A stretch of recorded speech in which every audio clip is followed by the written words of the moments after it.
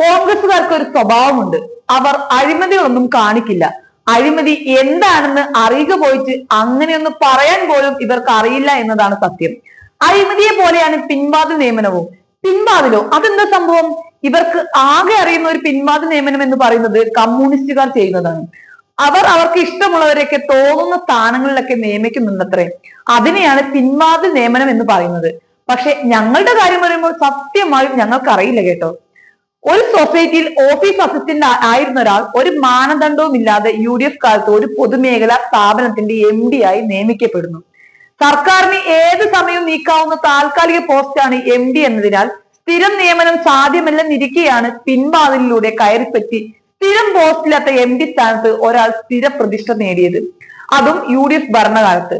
ഇത്രയും കാലം സർക്കാരിനെയും ജനങ്ങളെയും പറ്റിച്ച ഒരാളെ തെളിവ് സഹിതം പിടിച്ച് LDF മന്ത്രിസഭ ഇയാളെ പുറത്താക്കിയപ്പോഴാണ് ഇവർക്ക് പിൻവാതിൽ നിയമനം മനസ്സിലാകാതെ ആയത്. ഇക്കാര്യം ചൂണ്ടിക്കാട്ടി അഭിഭാഷകനായ ഹരീഷ് വാസുദേവൻ ശ്രീദേവി ഫേസ്ബുക്കിൽ പങ്കുവച്ച പോസ്റ്റ് ഇപ്പോൾ വൈറലായിട്ടുണ്ട്. തൽസ്ഥാനത്ത് കയറിപ്പറ്റിയ ആൾക്കെതിരെ പരാതികൾ വന്നപ്പോൾ LDF സർക്കാർ ഇയാളെ തൽസ്ഥാനത്ത് നിന്നും നീക്കുകയായിരുന്നു. ചെന്നിടങ്ങളിലെല്ലാം അഴിമതി ആരോപണം നേരിട്ടിട്ടും ഇയാൾ 9 വർഷത്തോളമാണ് അർഹതയില്ലാത്ത സ്ഥാനങ്ങളിൽ തുടർന്നത്. ഇതിനിടയിൽ ജോലിയില്ലാതെ വീട്ടിലിരുന്ന മാസങ്ങളിലെ ശമ്പളവും സകല ആനുകൂല്യങ്ങളും ആവശ്യപ്പെട്ട് ഇയാൾ നൽകിയ ആവശ്യവും പാസ്സായിരുന്നു. സകല തെളിവുകളും വിവരാവകാശ പ്രകാരം ശേഖരിച്ച് ഒരാൾ അയാളെ പുറത്താക്കാൻ സർക്കാരിന് പരാതി നൽകുന്നു.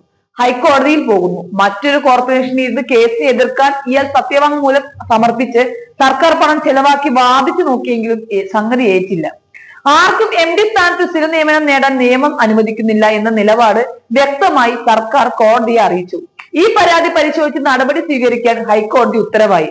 ഇരുപക്ഷത്തിന്റെയും വാദം കേട്ട ശേഷം ഈ നിയമനം നിയമവിരുദ്ധമാണെന്നും പുറത്താക്കേണ്ടതാണെന്നും കൃഷി വകുപ്പ് സ്പെഷ്യൽ സെക്രട്ടറി സർക്കാരിനെ അറിയിച്ചു. ഇല്ലാത്ത പോസ്റ്റിൽ പിൻവാതിൽ നിയമനം നേടി കൊടിവെച്ച കാറിൽ ഇത്രയും കാലം സർക്കാരുകളെ പറ്റിച്ച് ഒരാൾക്ക് തുടരാനായി. വീട്ടിലിരുന്ന കാലത്തും ശമ്പളം വാങ്ങാനായി. എന്നൊക്കെയുള്ളത് അക്കാദമിക്കലായി പഠിക്കേണ്ടതാണ് എന്നാണ് തന്റെ വിനീത അഭിപ്രായം എന്ന് അദ്ദേഹം പോസ്റ്റിൽ പറയുന്നു. വ്യക്തിഹത്യ ആയല്ല, ഇത്തരം പുലിക്കുത്തുകൾ തുറന്നു കാട്ടപ്പെടണം എന്ന പൊതു താല്പര്യമാണ് ഇല്ലാത്ത സമയമുണ്ടാക്കി ഇത്രയും എഴുതിയതെന്നും ഹരീഷ് പറയുന്നു.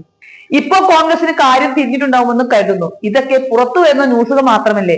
ആരും അറിയാതെ പോകുന്ന എത്രമാത്രം ന്യൂസുകൾ ഏതൊക്കെയോ പിന്നാമ്പുറങ്ങളിൽ നടക്കുന്നുണ്ടെന്ന് ആർക്കറിയാം?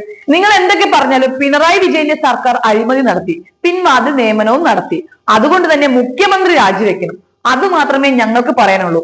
അല്ലേ കോൺഗ്രസുകാരെ?